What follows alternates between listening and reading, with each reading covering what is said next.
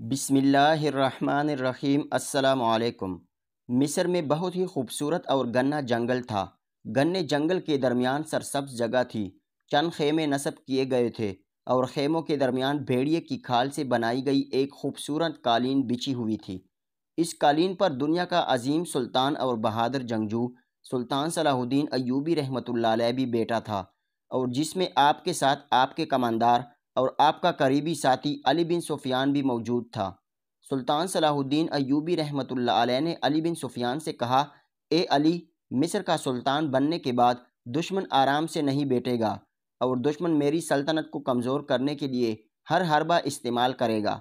سلطان نے علی بن سفیان سے کہا، اے علی، تم آنے والے وقت میں مصر کی سلطنت کو لاحق ہونے والے خطرات کے بارے میں ایک فہرست تیار کرو اور وہ فہرست مجھے دے دو تاکہ ہم ان خطرات سے نمٹنے کے لیے اقدامات کر سکیں۔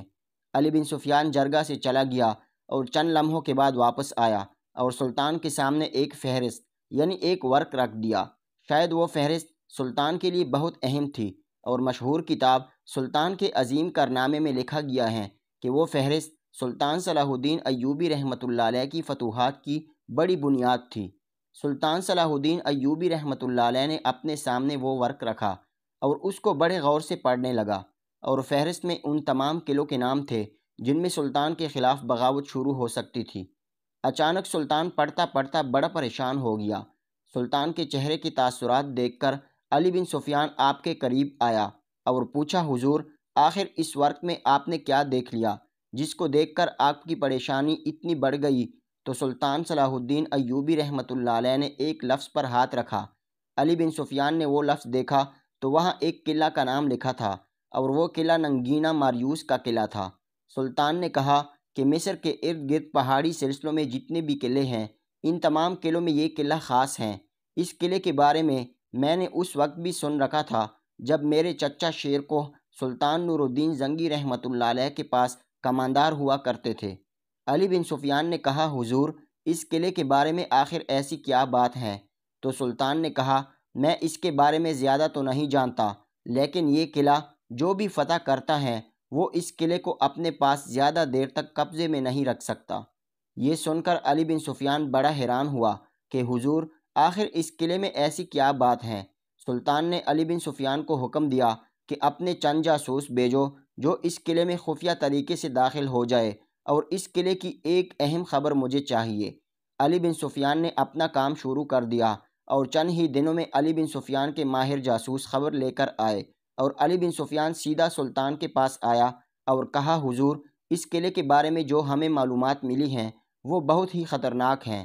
سلطان نے کہا، آخر اس قلعے میں ایسی کیا خاص بات ہے؟ علی بن سفیان نے کہا، حضور، اس قلعے کے بارے میں خبر ملی ہے کہ اس قلعے کو آج تک جس نے بھی فتح کیا وہ زیادہ دن تک زندہ نہیں رہ سکا۔ جو بھی سلطان، جو بھی بادشاہ اس قلعے کو فتح کرتا ہے، چند ہی دنوں میں وہ بادشاہ اس قلعے میں مر جاتا ہے، اور اس کی فوج قلعے کے چھوڑ کر بھاگ جاتی ہیں۔ حتیٰ کہ اس قلعے کی کئی بار تلاشی دی گئی، تمام سپاہی، تمام محافظ اس بادشاہ کے اپنے ہوتے ہیں، لیکن ان تمام سپاہیوں اور بادشاہ کے ہوتے ہوئے اس قلعے میں ایسی کوئی چیز ہے جو بادشاہوں کے قتل کی وجہ بنتی ہیں۔ یہ سن کر سلطان صلاح الدین ایوبی بڑا پریشان ہوا اور کہا، اے علی، دوسرے بادشاہوں کی طرح یہ قلعہ ہمارے لیے بہت خطرناک ثابت ہو سکتا ہے۔ اب میرا اگلا مقصد یہی قلعہ ہے۔ ہم اس قلعے کو سب سے پہلے فتح کریں اور اس کے پیچھے چھپے راز کو فاش کریں گے، کیونکہ مجھے شک ہے، بلکہ میں پورے وثوق سے کہہ سکتا ہوں کہ اس قلعے کے اندر کوئی ایسا راز چھپا ہوا ہے کہ آج تک کوئی بھی بادشاہ اس راز سے پردہ نہیں اٹھا سکا۔ آخر اس قلعے میں ایسا کیا ہوتا ہے کہ چند دنوں میں بادشاہ کا قتل ہو جاتا ہے اور سپاہی فتح کیا ہوا قلعہ چھوڑ کر بھاگ جاتے ہیں؟ اس کے پیچھے بہت بڑا راز ہے، اور یہ راز اس قلعے کو فتح کرنے کے بعد ہی پتہ چلے گا۔ علی بن سفیان نے سلطان کو کہا، حضور، ایسا خطرہ لینے کی ضرورت نہیں۔ اگر اس قلعے میں ہماری سلطنت کے خلاف کوئی بغاوت شروع ہوئی تو بغاوت کے سر اٹھانے سے پہلے ہی ہم اس کو کچل دیں گے۔ لیکن سلطان نے کہا، نہیں، اس قلعے کو فتح کرنے کے بعد ہی میں چین سے بیٹھوں گا۔ سلطان صلاح الدین ایوبی رحمۃ اللہ علیہ نے علی بن سفیان کو کہا کہ تم اپنے جاسوس کسی بھی طریقے سے دوبارہ اس قلعے میں بھیجو، جو جا کر اس قلعے کے اندر خفیہ طریقے سے داخل ہو جائے اور اپنی اپنی جگہ سنبھال لیں گے۔ اور اس قلعے میں داخل ہونے کے لیے وقت آنے پر وہ ہماری مدد کریں گے۔ علی بن سفیان سلطان کو منع کرتا رہا کہ سلطان معظم، وہ قلعہ بہت خطرناک اور پراسرار ہیں، اس کو فتح کرنے میں جان بھی جا سکتی ہیں۔ لیکن سلطان اپنی بات پر بضد رہا اور علی بن سفیان کو حکم دے دیا۔ چند دنوں کے بعد سلطان صلاح الدین ایوبی رحمۃ اللہ علیہ اپنا لشکر لے کر اس قلعے پر حملہ آور ہو گیا اور علی بن سفیان کے بھیجے ہوئے جاسوسوں کی مدد سے سلطان بآسانی اس قلعے کے اندر داخل ہو گیا اور اس قلعے کو فتح کر لیا۔ قلعے کو فتح کرنے کے بعد سلطان صلاح الدین ایوبی رحمۃ اللہ علیہ نے علی بن سفیان کو کہا کہ اپنے بہترین سپاہی قلعے کی حفاظت پر مامور کر دو اور آج رات میں اس قلعے کے اندر گزاروں گا اور اس رات سے پردہ اٹھاؤں گا کہ آخر اپنے محافظوں کے باوجود بادشاہ کیوں قتل ہو جاتے ہیں۔ علی بن سفیان نے پھر کہا، حضور میں یہاں رکنے کے لیے تیار ہوں، آپ اپنے قیامگاہ میں چلے جائیں۔ لیکن سلطان نے کہا، اس رات سے میں خود پردہ اٹھاؤں گا۔ سلطان صلاح الدین ایوبی رحمۃ اللہ علیہ قلعے کے مرکزی کمرے کے اندر آرام کرنے کے لیے چلا گیا۔ علی بن سفیان بھی آپ کے ساتھ رک گیا۔ سلطان صلاح الدین ایوبی رحمۃ اللہ علیہ سوئے ہوئے تھے کہ اچانک سلطان کو محسوس ہوا کہ کوئی چیز ایسی ہے جو کمرے کے اندر داخل ہو گئی ہے۔ سلطان صرف سونے کا ناٹک کر رہا تھا، لیکن وہ چیز اتنی تیزی سے آئی کہ سلطان کی آنکھ کھلتے ہی دوبارہ غائب ہو گئی۔ اب سلطان نے دوبارہ سونے کا ناٹک کیا تو چند لمحوں کے بعد دوبارہ کوئی انسان یا کوئی ایسی چیز کمرے کے اندر داخل ہو گئی۔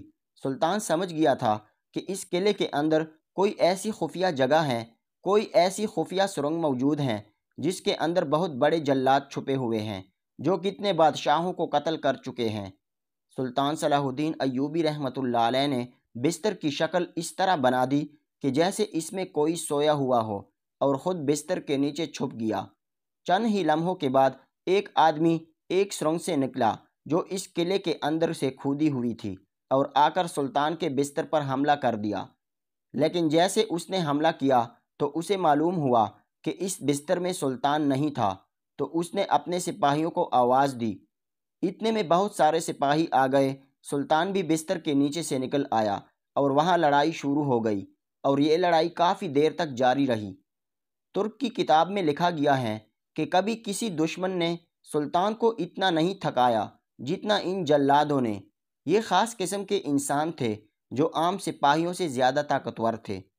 سلطان نے تمام جلادوں کو موت کی گھاٹ اتار دیا اور پھر سلطان صلاح الدین ایوبی رحمۃ اللہ علیہ اس سرنگ کے اندر سپاہیوں کے ساتھ چلا گیا تو وہ سرنگ قلعے کے مرکزی کمرے کے نیچے کھودی ہوئی تھی اور اس میں وہ جلاد کئی عرصے سے چھپے ہوئے تھے۔ اس سرنگ میں ان کے کافی خطرناک ہتھیار موجود تھے۔ جو بھی اس قلعے کو فتح کرتا تو یہ جلاد رات کو آ کر اس کمرے میں اس بادشاہ اور اس کے کمانداروں کو قتل کر دیتے اور اس خوف کی وجہ سے وہ بادشاہ اس قلعے کو چھوڑ کر بھاگ جاتے اور اسی وجہ سے کئی سالوں تک ان جلادوں نے قلعے پر بآسانی قبضہ کر رکھا تھا اور اس قلعے کی وجہ سے کئی بادشاہ اپنی جان سے ہاتھ دھو بیٹھے تھے۔ لیکن یہ سلطان صلاح الدین ایوبی تھا جس نے اپنی ذہانت سے اور جان پر کھیل کر ان کو موت کی گھاٹ اتارا۔ اور اگر اس رات سلطان صلاح الدین ایوبی بھی دوسرے بادشاہوں کی طرح پرسکون نیند سو جاتا تو وہ جلاد سلطان کو بھی ہمیشہ ہمیشہ کے لیے سلا دیتے اور اس قلعے کو ہمیشہ ہمیشہ کے لیے فتح کر لیتے۔ اس قلعے کو فتح کرنے کے بعد سلطان صلاح الدین ایوبی رحمۃ اللہ علیہ نے بہت سارے قلعے بآسانی فتح کر لیے۔ بعض مورخین کے مطابق اس قلعے کے اندر ایک دربار نما مسجد بھی تھی، لیکن لوگ اسے قلعے کے نام سے جانتے تھے۔ آپ سے گزارش ہے کہ ہمارے چینل کو سبسکرائب کیجیے۔